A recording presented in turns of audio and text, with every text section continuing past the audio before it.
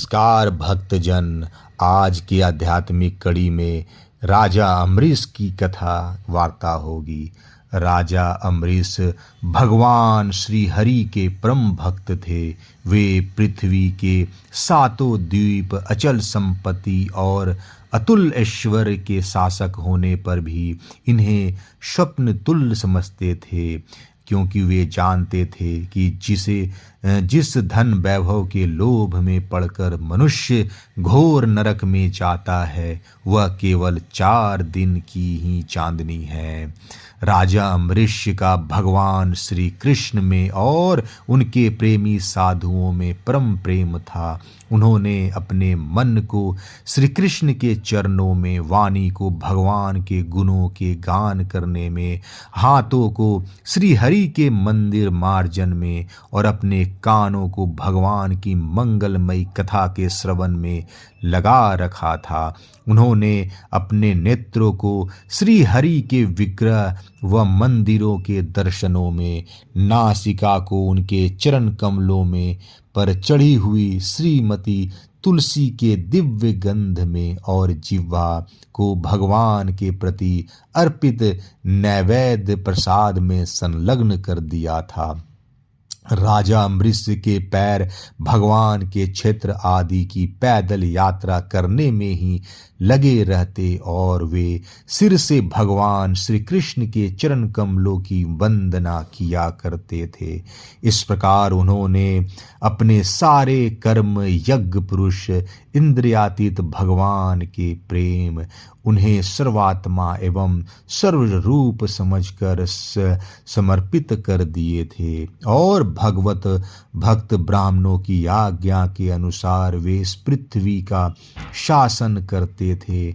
उन्होंने बड़ी बड़ी दक्षिणा वाले अनेकों अश्वमेघ यज्ञ करके यज्ञाधिपति भगवान की आराधना की थी।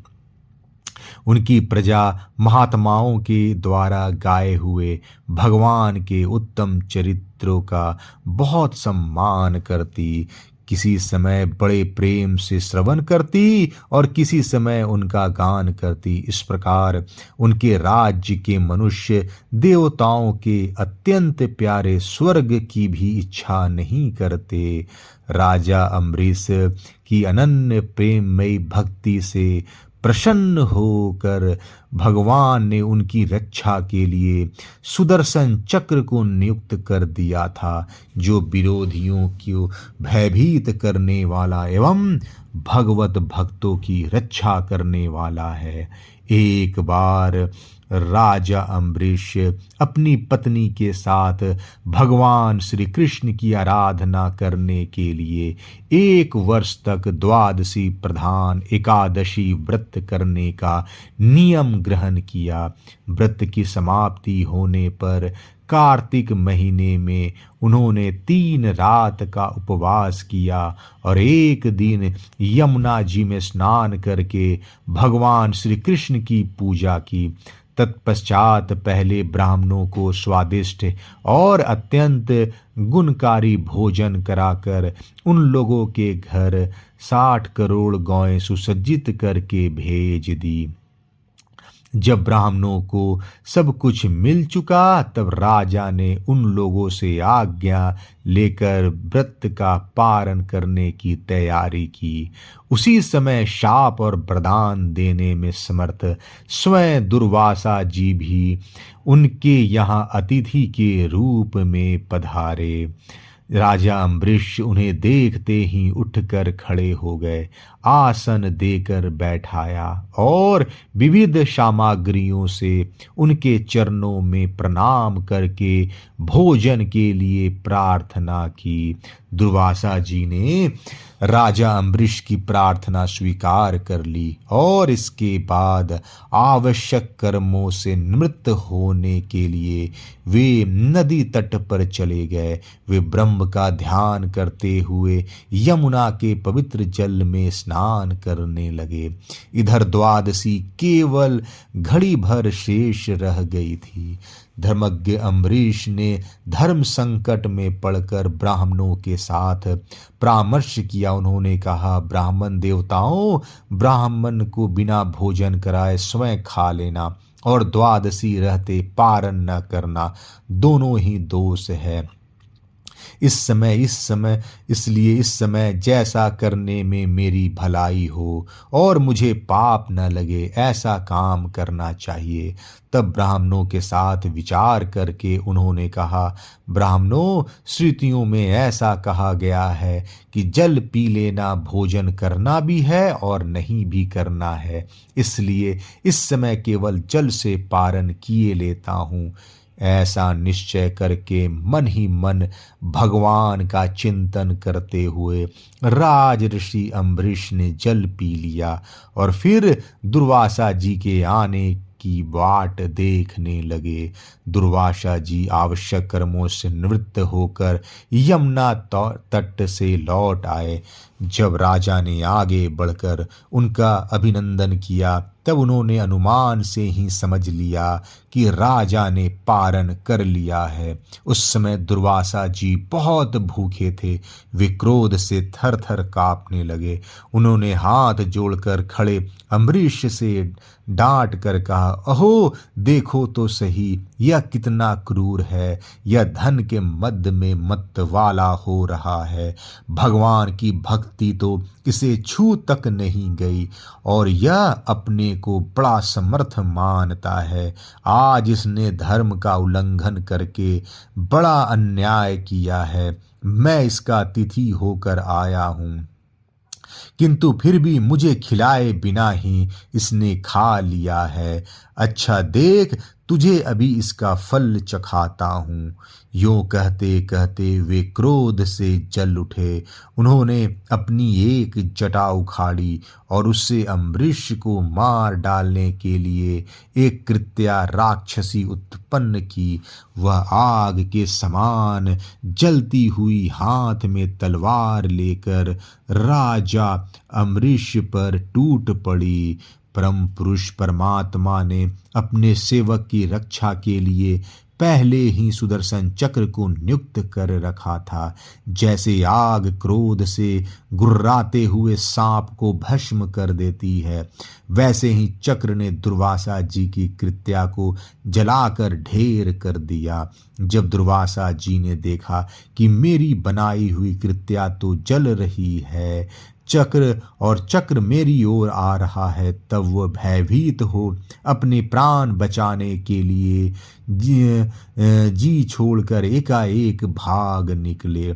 जैसे ऊंची ऊंची लपटों वाला दवानल सांप के पीछे दौड़ता है, वैसे ही भगवान का चक्र तो मेरे पीछे लग गया है। तब दुर्वासा जी दिशा, आकाश, पृथ्वी, अतल वितल आदि नीचे के लोक, समुद्र, लोकपाल और उनके द्वारा सुरक्षित लोक एवं स्वर्ग तक में गए, परंतु जहाँ जहाँ वे गए वहीं वहीं उन्होंने असह तेज वाले सुदर्शन चक्र को अपने पीछे लगा देखा। जब उन्हें कहीं भी कोई रक्षक न मिला तब तो वे और डर गए। अपने प्राण बचाने के लिए वे देव शिरोमणि ब्रह्मा जी के पास गए और बोले, ब्रह्मा जी आप स्वयंभू हैं, भगवान के इस तेजोमय चक्र से मेरी रक्षा कीजिए।